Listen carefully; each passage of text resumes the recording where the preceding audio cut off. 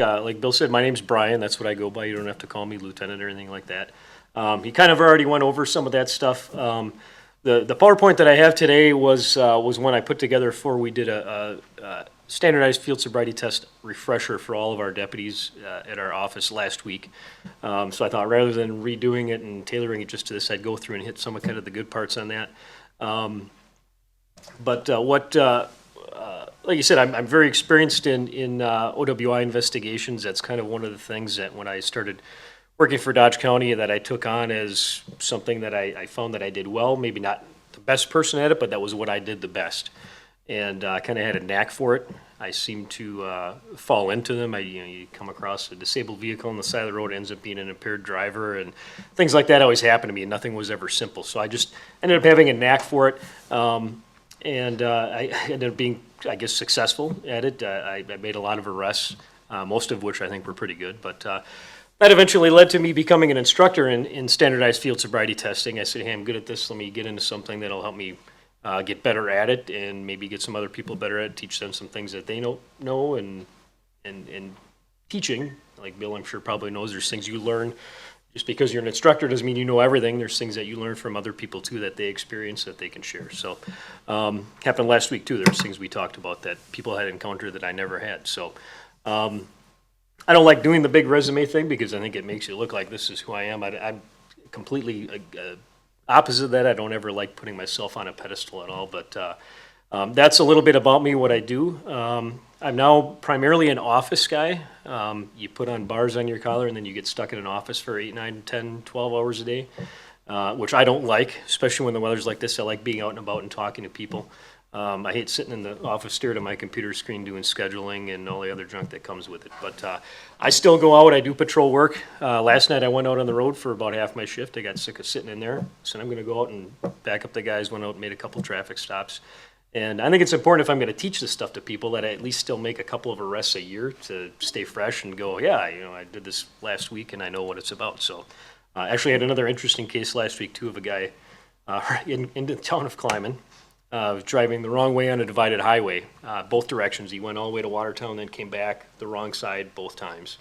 And some citizens kind of blocked him and stopped him. And he was from Guatemala, gave me 2 different names, and it was kind of a big mess. But anyway, so I still do it every now and then to keep myself fresh. But this, you can see my State Patrol thing up there for Trooper Casper. That happened right last week when we were in the middle of class. That's something I'm very big on as well, is honoring those who've been fallen. I'm not going to get into all that because it's off, but that's why it's up there, just if you're wondering. SFST, like I mentioned, stands for Standardized Field Sobriety Test. These are a battery of tests that we use to determine whether or not somebody's impaired. A lot of times you hear in the media they use the word drunk drivers. It's kind of one of my pet peeves. I do it myself sometimes, but truly what they are is they're people who are impaired. It doesn't matter if they're drunk. They don't have to be drunk to be dangerous to themselves or other people on the road. They just have to be, their ability to drive safely has to be impaired by something. And it could be that their ability is impaired for medical reasons, and a lot of what we do is to try and eliminate some of those things. We run them through a series of tests, and we make a determination based on the studies that those tests that have been completed on those tests to determine whether or not somebody's impaired. One thing that's important, and I brought this up, that's why it's in the slide here, is these tests are not pass-fail tests. People say, hey, I just got done doing your tests, I passed, why are you arresting me? Well, there's no pass criteria, there's no fail criteria. It's just information that we use to determine with any degree of certainty whether or not somebody's impaired. So just because somebody feels like they did good on the test doesn't mean that they're not impaired or they're not going to get arrested. Just because somebody does horribly bad doesn't mean that they're going to get arrested either. We use this word a lot of times in the legal world, the totality of the circumstances. We use everything that we have, we put it together and form an opinion or I guess an understanding of what's going on based on everything. So, excuse me, I'm getting over a cold as well. I had one a couple weeks ago and I still keep getting something coming back. So, but what's important about them is that they're not pass-fail tests. Like I said, there's no criteria that says you pass or fail. There's criteria we use to determine, hey, with this degree of certainty, with this number of clues, we think they're impaired, but it doesn't mean that they necessarily are. I use the examples that odor of an alcoholic beverage on somebody's breath or their thick slurred speech Those things are not clues. There's nothing that says just because they have this, they're impaired or they're drunk. It just is information we use to say, hey, well, we got the odor, their speech is really thick, it's very slurred. We put everything together and we determine that they're impaired. A little bit behind the field sobriety tests, there was a lot of tests that were conducted when they first formulated these. The Southern California Research Institute, if you ever want to Google that, SCRI, they back in the 70s or 80s started formulating tests. They said there's got to be some way to determine whether or not people are impaired. So they said, let's sit down. They kind of brainstormed, I guess, and came up with a bunch of different tests. And they said, well, we'll test this number of tests and we'll test people who are sober, we'll test people who are impaired by alcohol and drugs, and we'll see who does what, and we'll kind of validate these tests. So they validated the 3 standardized field sobriety tests we use, which we'll get into. And then they took these 3 tests and they put them out into the field, out in Colorado, Florida, and San Diego back in the early 90s, late 80s, and they said, hey, we're going to actually go out on the road, stop people legally, but they go out and they stop people and they use these tests, and they determined that with the percentages that are up there in those particular instances, these tests were accurate that percentage of the time. So it's pretty high, 95, 93, 91% of the time. They made a correct arrest decision using the 3 tests and the clues associated with them, the criteria. I'm going to show you a little bit of a video about what our first test is that we're looking for, just because a lot of people don't know what it looks like unless you see it all the time. But nystagmus, the definition of nystagmus is the involuntary jerking of the eyes. Specifically when we're doing our first standardized test, which is called the horizontal gaze nystagmus test. Our secretaries love when they got to type up our OWI reports because they have to type these big words. But the first thing we look for is horizontal gaze nystagmus. That's our first test. And what we're looking for is we're moving a stimulus side to side. There's criteria we have to do, how far it is, how fast it goes. But what's important for you guys is what we're looking for is that involuntary jerking of the eyes. When the guy's eyes go side to side, and eventually when they go up, there's a jerkiness that goes along with that. Everybody has nystagmus naturally. However, when you consume alcohol and certain categories of drugs, it enhances the ability for somebody to see that. It makes it visible or present. And what we're looking for is to see whether or not it's there. Now, there is a small percentage of people. I knew a friend of mine when I was in middle school and high school who had very natural nystagmus. You'd look at him and his eyes would bounce all over the place. It'd be very obvious when you walk up to the person, hey, there's something going on here. We're not going to do that test on those people. But this is what we're looking for. I'll play this, and you'll see at the top, it says alcohol content. That's what that means, is 0.00. And at the bottom is after the same person has been drinking to the point where she's a 0.112. And they're both together. You'll see the eyes moving. They're doing it, and it's just focusing on her eyes. But what you'll see is on the top, if you watch that one for you see the eyes go really smooth from side to side. And then on the bottom ones, you'll see her eyes will bounce around as they're going back and forth. On the bottom one as well, what's really easy to see when her eyes go all the way out to the side, that's always the easiest one to see. When the eye gets buried as far in the corner as it can, it'll sit there and it'll just bounce and shake. It's really easy to see. So unfortunately, that's as big as the picture gets for you. Hopefully you can see it well. Oops. Oh, and of course now it's not going to work for me. Look at that. First thing to go is technical things. Yeah. So, a better way to explain this, what they teach in the manual to tell juries is that if you take a marble and you roll it down, if I was to roll it down this flat surface right here, the marble would roll really smooth. You wouldn't see it bounce at all. It would just be a nice smooth roll as it goes along. If there's nystagmus present, that marble is going to bounce along as it goes along, and you're just going to see it kind of bounce as it goes back and forth. That's what we're looking for. Let me just pause this for a second. Anyway, so that, like I said, that marble demonstration is kind of an easy way to see it. And if you guys are pulling it up on your computers now, you can probably see what it looks like. But that's what we're looking for on a normal sober person who is not consuming any alcohol. They have not consumed any of the specific categories of drugs that cause HGN. You will not see it. You'll go side to side. Their eyes will move very smoothly. They won't jerk or bounce around at all. I think most of you have probably seen it on TV, or you've driven by somebody who's out on the road and there's a cop with a light or a pen and they're going like this. You probably have seen that before. And what's usually easier for people to see is once we're done here, I'll talk about a couple of tests and then I'll ask somebody to come up and we'll run you through the tests. And don't be too worried about it unless you've been drinking today or something like that. So, and like I said, I'll kind of skip through here. These are some of the categories of nystagmus that are actually out there. I talked about the normal physiological nystagmus that everybody has, that alcohol and drugs bring it out. There's a bunch of other ones in there that defense attorneys love to bring up. I've been to specific training by an eye doctor. Dr. Carl Sitek is his name. He's a I forget, optometrist or ophthalmologist, I forget which it is, out in like the University of Oregon. He's somewhere out on the West Coast there. And this guy knows everything there is to know about HGN, about drugs that affect them. They do all kinds of research studies into this stuff. They have headgear that you can wear and you can put it on somebody, and this device will actually tell you if it's there or not, and then categorize it as to which category of drug. It's very advanced stuff. But he knows a lot about this stuff, and he does demonstrations on what all of these different types of nystagmus are that defense attorneys bring up and say, oh, this person rolled their car and you arrived and started doing this test, so you have post-rotational nystagmus. Well, he just proves that by showing you, if any of you have kids or you have a friend or something like that, we won't do it today, but if you put them in a chair, like one of these chairs, and you spin them around and around and around until they get dizzy for a few seconds, and then you stop them, and then you make them sit still with their head straight, you'll see their eyes will actually bounce around like that. But it lasts for a few seconds and then it stops, maybe 20, 30 seconds, something like that, and then it stops. That's post-rotational nystagmus. If you were able to sit on that chair with them while they're spinning around in circle and you're able to look at their eyes the whole time, you would see some nystagmus there. That's the rotational. Caloric is a very painful event.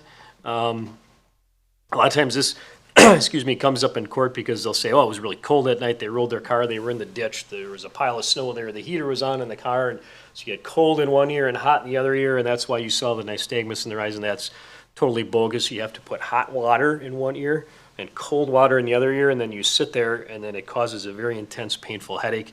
And then it causes a nystagmus. The doctor demonstrated this for you. He doesn't do it anymore. He just shows the video because he actually got so sick he started throwing up, and he had this intense headache for a long time. If I know all of you guys have never done this before, but if you've ever consumed alcohol to the point where you lay down in your bed at nighttime and the room starts spinning and it's going back and forth, that's the positional alcohol nystagmus. And then you're laying in the bed and you put your foot on the floor and you try to stand up or turn your side to make the room stop spinning. If you were to look at somebody's eyes while that's going on, you'll see the nystagmus as well. But again, that's positional. And there's very specific ways we position people when we do this. Their head has to be positioned a certain way in order to alleviate a lot of these things.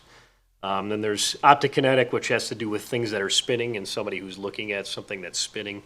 And it's, again, if we do it the right way, none of these things are going to be factors in that. But those are things we encounter a lot. Just to clarify, what we were just looking at on that slide are alternative explanations that the defense sometimes tries to come up with to explain why somebody might have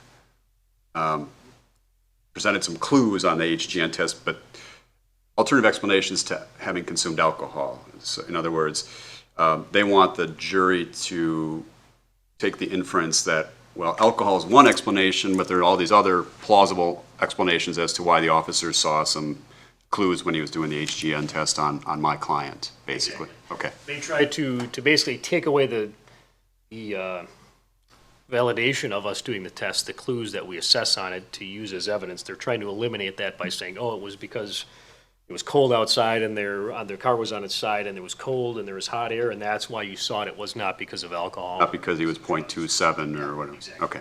That's what they try to bring up, so I'm explaining that incorrectly. I apologize.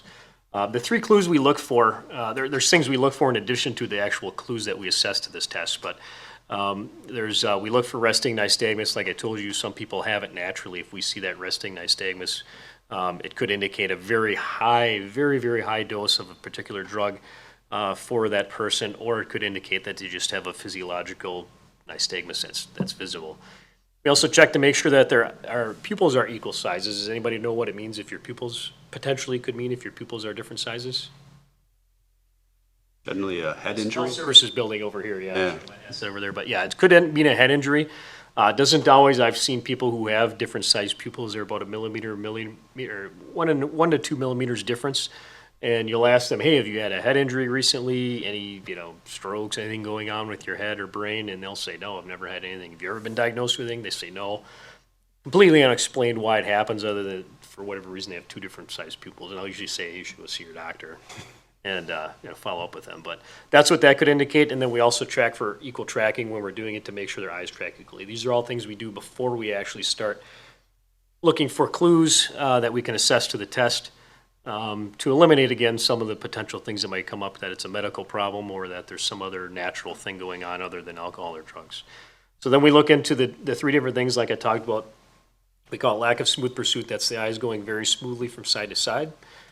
The very big one, our secretaries love typing this word every OWI report, distinct and sustained nystagmus at maximum deviation.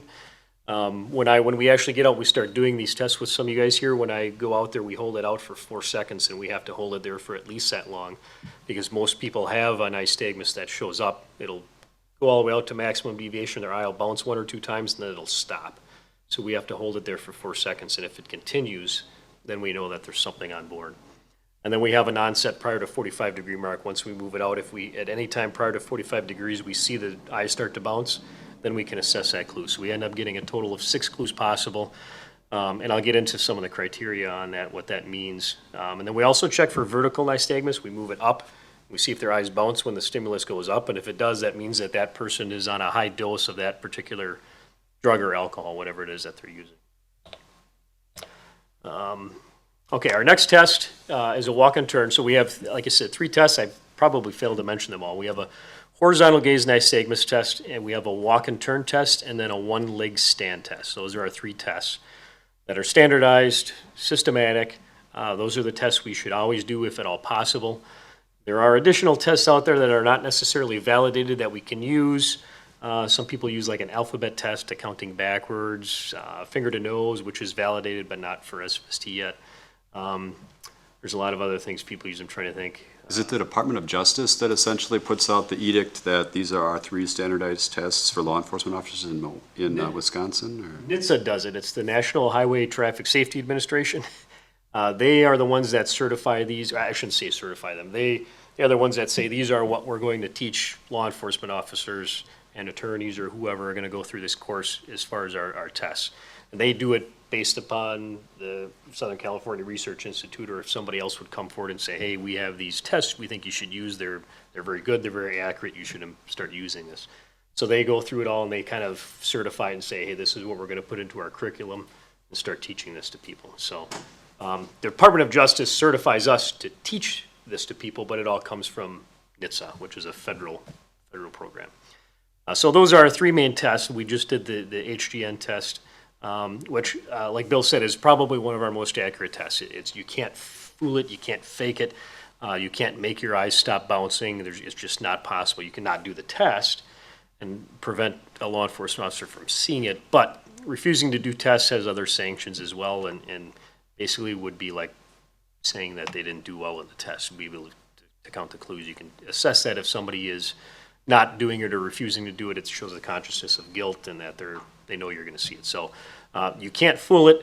It's either there or it's not, and it definitely means something's there. It's highly accurate. The walk and turn test, when we get into these next 2 tests, these are psychophysical tests. We call them divided attention tests as well. They're designed to make people do something mental and physical at the same time, which is like what driving is doing. It's a divided attention task. Driving down the road, you have to think about things, you have to watch, you have to coordinate your hands, legs, eyes, all that stuff to get down the road safely. You have to watch for pedestrians, for other traffic, road signs, you have to read, interpret them, all those things. So the next 2 tests that we do really mimic that. We're asking them to do something, we're showing them how to do it, and then we have them perform it, and we assess clues based on how they perform on the test. A lot of people say these tests are hard, I can't do them sober, blah, blah, blah, blah, blah. Well, they've been, like I said, they've been validated, been tested. I showed you the studies before. When they do these tests using that criteria, they're very, very accurate. Some people can't perform certain things because of whatever reasons. There's limitations due to age, somebody's weight, whether or not they have any other medical or physical condition that's going on. We just wouldn't do the tests on them, or we would take it into consideration depending on what it is. But there's 2 stages to this. We look for clues, one where they're just standing there in an instructional stance, and then when we get out and actually have them start walking, there's specific clues we look for there. And we'll get into some of those. Yeah, that is KISS. for the law enforcement office. We try to tell, some of our cops get, like I said, this was for all of our deputies up there, when they do these over years, they tend to over-explain the test to people, and we don't want it to be so complicated that they can't comprehend everything that this cop just told them for the last 5 minutes. We want it to be simple. It should be something that's, I shouldn't say difficult to do, but it needs to be demanding of their mental and physical capacities, but it also shouldn't be so hard that nobody can understand how to do it. So basically, these are some of the instructions that we give to people, and we'll go through this once we start doing them up in front of you here. But there's a specific way they have to do it. There's specific things we have to tell them and how to do it, and specific ways we have to show them how to do it in order for them to fully understand it, for the test to be properly administered, and to properly be able to assess the clues that are going with it. Final instruction. Those are the 8 clues we look for. There's other things we might observe, but these are the certifiable clues that they said if they show 2 or more of these, this is a certain degree of percentage. If they can't balance during the instructional stance, if they start the test too soon, if they stop, if their heels and toes don't touch, stepping off line, if they use their arms to balance themselves, if they don't turn right, and if they take the wrong number of steps. So there's a lot of them there. Every time I've ever had to testify about this, I'll be up on the stand and I'm actually underneath the table. I've got my hands out. I count out 8 of them and I go through them because it's really hard to remember them all. And you always end up missing one. And that's very embarrassing in front of a jury and a courtroom full of people, and you have a judge and a prosecutor and defense attorney, and you can't remember what they all are because we can't look at our notes. But they're very hard to remember. If you do them often enough, you'll remember them, but there's a lot of them there. And you have to know what they are, and you have to be able to assess them properly as well. Just to interject for a moment, I don't know, when you first started about 12, 13 years ago, did all of the squads have the video, the intra-squad video? They did not with us. Not with you. We had some that did. They were the old Handycam, had a little compact VHS camera in them, and they bounced around on the dashboard, so if you were chasing somebody, everything was all shaky. So the quality wasn't very good. It wasn't very good. We sent, I think it was in 2005 or 6, somewhere around there, we equipped every single car with better quality digital stuff. Now all of our patrol cars have them. So is it fair to say when you're performing these tests, especially as it relates to the walk and turn and the one-leg stand, that's generally recorded now? Is that your point? Normally, yeah. Yeah, There's some exceptions in there depending on right. positioning and stuff like that, but usually, if at all possible, we try to move a car so that we can aim the camera towards it. And because you sort of have a frame of reference, the old world, so to speak, where not necessarily anything was recorded, and the new world where everything is recorded, do you get any sense that that's reduced the amount of litigation, or has it increased the amount of litigation, or has the amount of litigation pretty much stayed the same regardless of whether you had video in the days in the late 1990s or today when everybody has video? That's a tough question. I don't know if I could say with any certainty either way. I think one would presume that some cases may settle because they know there's video and they know how their performance was. Even somebody who's impaired, it may not be as obvious on the camera. I mean, we've all seen the videos of the person who's doing something, they fall over and hit their head on the ground because they're so drunk. We don't even need to do the tests on those people. I mean, that's pretty obvious to us that they're drunk. If what we're looking for are the specific clues, which may not always show up on there. It's really good if you have the person who's just standing there and they can't walk and they're stumbling around. That's really good evidence to show. But it may not show up on camera. It may not be as evident, depending on the lighting conditions and the quality, if the camera's even working. Right. I think my own experience would say that I would think the same number of cases go to through some court process. They may not go to trial, but they go through some court process, and it's usually attacking other things. If you do the tests improperly, and a defense attorney knows that and they've reviewed the tape, they're probably more likely to take it to a trial and say, hey, you did this wrong, you shouldn't be counting these clues. But I guess that's a very long-winded answer to. No, that's good. Really sure. You know, and so this is maybe a nuts and bolts question that you don't have the answer to. Maybe it's more for somebody who maintains all of the stuff on your server. But these are probably extremely large files, like on an 8-hour shift, if you're recording even just 4 hours of video, which is still a lot of recording, and you got how many full-time officers out there every day, 365 days a year, 24 hours a day.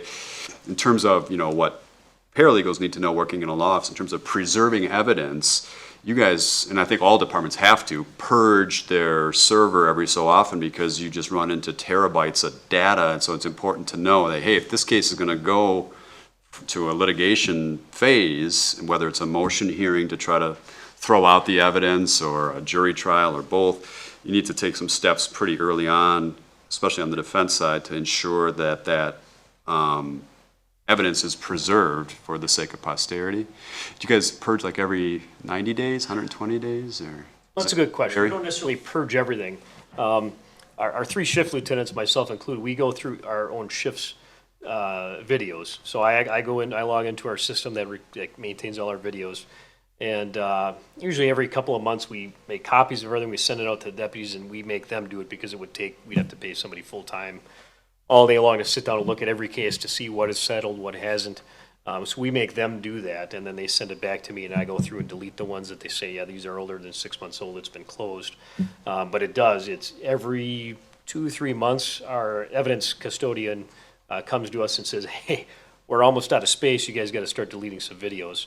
And then we go back in there, and we usually can get rid of quite a bit. We just did it not that long ago. But videos, in my opinion, although they're really, really good for evidence, my biggest concern really is with not only officer safety, but just complaints. We get people call and complain all the time. And that usually if we have a video recording, we probably save more deputies by just saying, hey, we watched the video, that's not what happened. We use it more for that. So what we do is any case that is usually over a month old, I think we initially went 2 months, but we found out we kept running out of room on our server. If it's a month older and there's no reason to save it, it was just a traffic stop where they gave a warning or they went to a house for a barking dog call or something, we'll delete that video after 30 days if there's no criminal case associated with it. If it's a traffic case, we'll hold it up there longer. But yes, we have, especially now with drug cases, our drug impaired OWIs, it takes 9 months, sometimes up to a year and a half to get our drug results back. And that's before the case even files. So we're sitting there with videos that are 3-4 years old because they're still going through the court system. They're still going through motions and all these other things, or the person left the state and there's a warrant out. We've got one right now. The guy was, I think he was here illegally, and I think he was deported at some point, and we don't know where he is. But this case is like 5 years old, and we've still got this 3-hour video sitting in our server. And it does for us in a very large rural county like Dodge County is. An average OWI arrest from the time you stop the car until you release the person to jail or to a sober person is usually at least an hour and a half to 2 hours, sometimes longer. So that's a long time to have that video running. We have it running the whole time inside the car and outside once they're in our custody, and till we drop them off at jail and we shut it off. So yeah, there's a lot of stuff there. And of course, you never know what a traffic stop is going to develop into when you're pulling somebody over, so it must be that essentially every traffic stop, you're going to turn on the recorder. And they turn on automatically with our lights. As soon as the lights come on the see. cars, the camera starts. It actually goes back a minute in time, so it's recording all the time. So like a little mini hard drive in the, oh, interesting. Yeah. So if you watch any of our videos, I had one video that I can't get into today. It was it was comedic, but it had some training value as well. But I understand that you have to have a dark sense of humor to. Yes, I was going to set the stage with that before. I've concerned some of my friends though that don't work in a law enforcement capacity with my sense of humor. It's like, you need to, tone that down. That's not funny to everybody. Yeah, not to everybody, yeah. Right, yeah. But what you see is when you might see the car sitting dark on the side of the road, and it's 30 seconds later their headlights come on, and then they follow a car, and you think, how did they know they were going to stop this guy? It's because they turn on their lights, the camera says, okay, we're going to take the last 60 seconds of video that we recorded, and it saves that. So you get, if there's a crash or following a car else and they go over the center line, I turn on my lights and stop them, that's all recorded on video. Interesting. But yeah, video has changed a lot of how we do it. It also changes our paperwork side of things, because not only does it take you an hour and a half, 2 hours minimum to process the guy to release them, guy or gal, I should say. Then you have to sit down, and now when you do your report, you have to review your video, because you want to make sure, you don't want to say something that wasn't in the video or miss something that you forgot about. So our deputies are spending an hour and a half reviewing their videos, making sure they get all the statements in, and, did I do this right? Yeah, I did it right. So they're spending a lot longer time doing their reports as well. Interesting. Yeah. So our third and final test that we do is a one-leg stand test. A lot of people call it one-legged stand. It's a one-leg stand test. It is also another divided attention test, which has 2 stages, instructions and balance and counting. And just like everything else, there's a specific way we have to administer it and explain it to people, and then there's a specific way they have to perform it in order to count the clues or not count the clues. So again, we'll get into some of these things here as far as what we tell them to do. But basically what we're doing is having them stand on one foot. They get to choose which one it is. They have to raise their foot off the ground. They have to count out loud. We time the test for 30 seconds. And we look for certain things that they do, if they have to put their foot down, if they're swaying, if they use their arms. And I think I missed something else. Put the foot down. But that's what we're looking for them to do. And people say, oh, I can't do that because I have bad balance. Most people, even with some minor physical limitations, can still do this test acceptably to where we're not as believing that they're impaired by something. And even if they don't do it well, there's, like I said, we still look at the totality of the circumstances and determine, okay, just because they got all 4 clues on this test, I didn't see anything else. They weren't swerving all over the road. I just thought I smelled alcohol, and now I don't anymore. So, I mean, we take everything into consideration. It's very, very rare that we actually take somebody into custody, arrest them, and do a blood draw, and have them come back with nothing. There's always something there that led us to believe they were impaired. We don't just stop somebody and go, hey, you're going to do these tests. Oh, I'm arresting you. I'm going to take your blood because I want to see if there's alcohol there. There's usually something there. Some of the blood results come back a little bit lower than what our district attorney's office feels comfortable prosecuting, but there's always some reason there. Some of these things are really important for you. Those are the 4 clues we look for: swaying, using their arms to balance, hops. That's one I forgot. If they hop on one foot or if they put their foot down, those are the 4 criteria that we use to assess the clues. All right, a little bit about this. Attorney Gib Thompson, one of our assistant district attorneys up there, loves these. I think he learned it somewhere at training, and he loves to ask us this on the stand. He'll say, well, okay, you got 4 or more clues on your HGN test. What does that mean? Is there any specific criteria associated with that? He loves asking this every time. And this is what Southern California Research Institute determined was the accuracy of these tests. They said that if you get 4 or more clues on HGN test alone, that there's a 77% accuracy that somebody is above a .10. Same thing with walk and turn, 2 or more clues out of those 8, that there's a 66% accuracy. They're above a 1.0, and one leg stand, it's 65% accuracy. If we combine all 3 of those tests, so if I have 4 or more on HGN and 2 or more on walk and turn and 2 or more on the one leg stand test, there's an 80% accuracy. In my experience alone, I would say it's much higher. If I have that number of clues, I would put it in the higher 90s. They're very, very accurate tests. People believe that it's voodoo, that it's some kind of thing we're trying to trick them. It's really not. They're very, very accurate. In my experience, it's much higher than 80%. And like I said, the clues they're not a failure. Just because they get those clues doesn't mean they failed the test. It just means that we've met the criteria to believe that they're impaired. And that was my video that I was going to show you right now. But it was a very good video. One of our deputies working 3rd shift, there was a traffic complaint. It was bar time. She was, if you're not familiar with our area, Watertown, does anybody know where Watertown is at least? That's kind of a bigger city? Okay. Highway 26 runs through Watertown, and he's down there, and a semi-driver calls in a bad driver, and it comes by him, he pulls out and he stops her, and she's you can tell even on the audio, you can tell that she's pretty intoxicated. I mean, her speech is very slurred, she's giving inappropriate answers. She's on a bunch of medications, says she had 2 beers. She's coming from a bar in Beaver Dam, which is north of Watertown. She's heading south, and she's heading back to her home in Crandon, which is up north. That's northern Wisconsin. She's going the wrong way. So all these things are coming in together. She's got some damage to the front of her car that's pretty fresh, which she can't explain. And so the deputy does a very good job interviewing her, gets a lot of good information. And then he goes back to his car, and he backs the car up to get room to do all the tests. You can see him adjusting the camera like we talked about to make sure everything's on camera. Does a great job. He asks her to get out of the car. She does, and she literally almost falls over getting out of the car. I mean, she's stumbling back. They're back to the front of the car for 10 seconds, and she says, I have to go to the bathroom. And he says, okay. And he's thinking it's 3 in the morning, whatever. He's like, where am I going? We're in the middle of nowhere. And she says, I don't feel so good. She hunches over and she urinates herself right there in front of the squad car. And then says, I have to go to the bathroom. And he says, well, I don't know that you do anymore. Again, it's kind of comedic. We do have a very dark sense of humor. But she says, I have to go. And he says, well, I think you already did. What's wrong with you? You know, are you having some other problem? If you only had one or two drinks, you shouldn't be acting this way.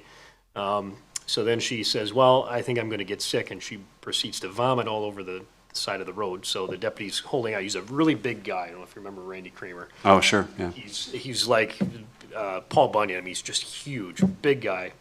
And so he's holding on to her. He's got these great, big, huge, long arms, and he's holding on to like her shirt so he doesn't get this vomit and everything all over him. And he starts calling for an ambulance for her. So they get the ambulance, they transport her, and she was extremely intoxicated. But it was a good video to show that in that case, we're not going to do field sobriety tests on her. There's no way we can even get her to stand in the positions we need her to check her eyes. But we have all this other information to use to form a basis that this person is impaired. You know, she's traffic complained all over the road, damage to the car, taking medications, drinking, going the wrong way. There's a whole bunch of other information there that we can use to give us the probable cause. But that was what was good about that video. So.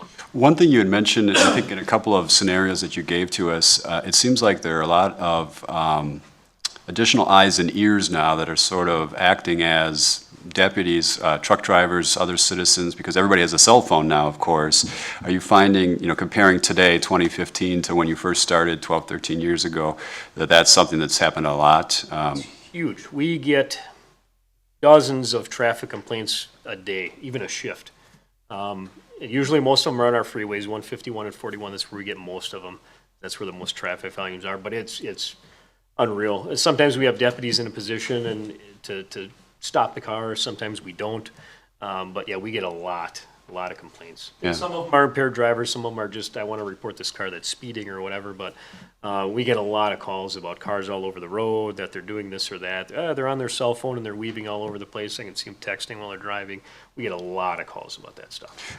One difference I noticed when I started in 1998 versus when I left in 2010, it seemed like right around the time I was leaving, maybe the couple of years leading up to that, there was, in my opinion, sort of an explosion in the amount of prescription drug cases where people are sort of lulled into this false sense of security because oftentimes they have a valid prescription for whatever the drug is. The doctor has prescribed it to them, and oftentimes they're even using it in accordance with the prescription, but obviously they're still not fit to drive. Did you notice that as well? Do you see problems with prescription drugs like that still? Absolutely, and that's kind of where our heroin problem now stemmed from. One of the other things that I do in addition to teaching this and doing OWIs is I do, it's called drug recognition expert. We get certified by the, well, it's not important about all this stuff, but it's a big nationwide program. And we use a lot of you have to be proficient in doing these tests in order to get into this program. And what we do is we do an evaluation on somebody who's been arrested where they blow into a PBT at the time of arrest and it shows zeros, but they're still impaired. So we presume that there's probably another drug or medication or whatever involved. So I've been doing that since 2004, 10 years it was last year. When I first started doing that, evaluate people, we get their drug screens back to help confirm what we believe they're impaired by. And it was always marijuana, cocaine, all the illegal drugs, you know, the typical stuff. Right around 2005, 2006, a vast majority of them switched over to prescription medications. We were finding and arresting people who were driving on their own prescribed medications or ones they had obtained illegally. And just like you said, even though they're prescribed them legally, they're taking them as prescribed, they can still be impaired by them, especially if they're new to taking that drug.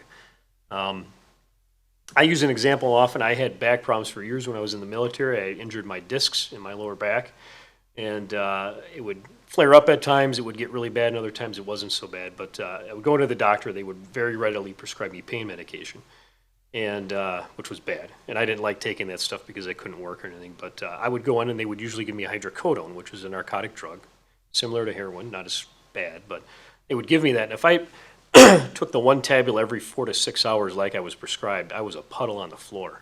There's no way I should be driving. I was doing everything legal.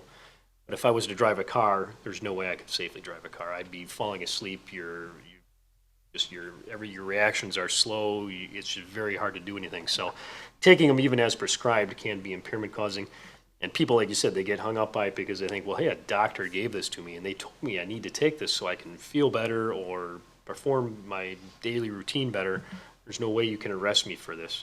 And I would say a lot of the people that we end up arresting are more often abusing them than they are just taking them as prescribed, but that is something that is possible to come up. Usually we see with the pain drugs. And I'm sorry, I'm not sure where we're at in the presentation, but was there more on any of the three field sobriety tests that? That was it for them. I was just going to quickly talk about some of the limitations to it, and I figured we'd get into doing them. Okay, fantastic. So, sounds like probably maybe about 5 more minutes of prepared remarks, and then we'll stop the video. But perhaps before he gets into the final bit of prepared remarks, any questions based upon my questions, or anything that we haven't touched upon yet that you want to know? Like a wedding, speak now or forever hold your peace. Back to you. By the way, you can interrupt me at any time if you understand something. They're a very quiet group. They didn't have any questions for our lab analyst on Monday either, so. Who came in from the lab? Kayla Newman. I don't know her personally, but I don't. State Hygiene Lab. Mhm. Some of the limitations, like I talked about, these don't necessarily mean that we cannot do field tests on somebody. They're just, when they put these out and they study these, they said, hey, these are people that may not perform well on these tests even if they're sober. So usually women, sometimes men, wearing 2-inch or higher heels. We usually ask them to take them off, do it barefoot. There's nothing wrong with doing that. People who are over 65, I have an interesting story about that when I'm done here. People who are 50 or more pounds overweight, we don't get out weight charts and start saying, oh, you're 45 pounds over, you're how tall? We don't do anything like that, but it's just an estimate. And it's just, again, just information. Doesn't mean we're not going to ask them to do them. And then also the environment. They found that just because it's snowing outside or it's cold or maybe a light rain doesn't mean that people aren't going to do bad on the tests. Our best practice is generally to move them somewhere more appropriate, like we go back to our sheriff's office garage, something like that where it's a little more sheltered and warmer, whatever the case might be. But the over 65 years old, I have a deputy on my shift who about 3 weeks ago gets called to a one vehicle crash in a ditch.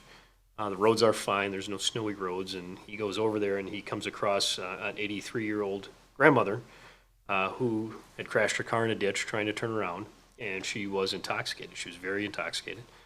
And very surprising. It's not something we encounter every day at 83 years old. So he does some field sobriety tests on her. She's in pretty good shape for 83 years old. She's a former, I think might even still be a pilot yet, but she's a private pilot. I think she flew commercially for a while. She's in pretty good shape. So he has her do as much of the tests as he can, does some alternate tests just to make sure, and he ends up arresting her. And the interesting part about it was he says, hey, LT, he says, do I actually have to take her to jail if I can't find somebody to take her? By law, we have to release them to a sober adult, or we have to take them to our jail until they're sober. We can't just arrest them and cite them and then kick them out the door. We have to make sure somebody has them. So he says, do I really, can I just take her home and leave her at her house? I said, well, no, legally we can't. And I said, well, she's 83 years old. Maybe we can just take her back to the jail. She makes some cookies for everybody while she's waiting. I don't know. But he felt very bad about it. He was trying to find anything he could do not to take this 83-year-old woman to jail. But he ended up, last second, one of the neighbors, people called up and said, yeah, well, she can come by our house. But the point of it being is that I said, well, how did she do on these tests? Did you have her do them? And he did. And he said, yeah, she did. You know, she was physically capable of doing them. I saw the clues there, but she's obviously 83 years old, and there's things we have to keep in mind from that. So, we also use a PBT. It's not a standardized test. PBT is it's a preliminary breath test, is what it's called. That's the thing we use on the road. I'm not going to ask you, but if any of you ever had an underage drinking ticket or something like that, you probably blew into one of these, or maybe you've been through field sobriety tests before and you've probably been asked to take one of these. It's not an evidentiary test. We can't use it. We can't have them blow into that on the side of the road and go, oh, you're a .15, here's your ticket for being above a .08. But we can use it to make an arrest decision. I encourage all of our deputies to use them. I can usually tell by the time I'm done doing the tests, yeah, I'm pretty sure that this person's about a point whatever. But I still take that PBT anyways, because there could be drugs on board that are causing the impairment, and maybe I'm seeing that impairment, and we're going to make sure their performance is consistent with their alcohol level. And we can also use it to say, hey, I'm not really sure this person's close. I'm going to have them blow into this thing and see, oh, wow, they're a .12. Yes, I should be arresting this person probably, and then they can use that. But we can only use it for probable cause at motion hearings. We can't, at a trial, we don't even mention that we took a PBT. The district attorney's not going to ask us. We can't mention that we took it, what the result was or anything like that. So those are some of the other things. Oh, I don't know. There's an implied consent law changes that just came out. State versus Padley. I don't know if you'd heard anything about Oh, I'm not familiar with that, so this is news. This kind of came out of nowhere last week. It's not even on WileyNet or anything yet, but it changes a lot about how we do implied consent now. So we had to throw this in there last second to try and talk about it. Interesting, I'll have to look that up. Yeah, state versus Penn. Interesting case, but it affects how we do implied consent, so. The rest of that really is about drug stuff that we talk about, so I don't, should we take a break, do you think? You know, let's do this. Yeah, let's stop the video here.